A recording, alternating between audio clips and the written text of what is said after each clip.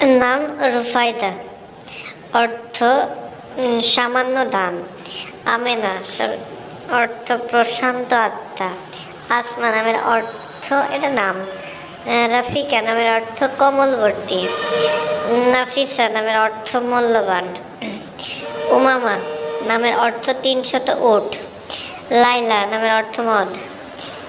ফারিয়া নামের অর্থ লম্বা দেহে। আতিকা নামের অর্থ সুগন্ধিনী।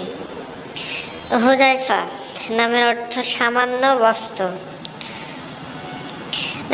সুমাইয়া নামের অর্থ আলামত।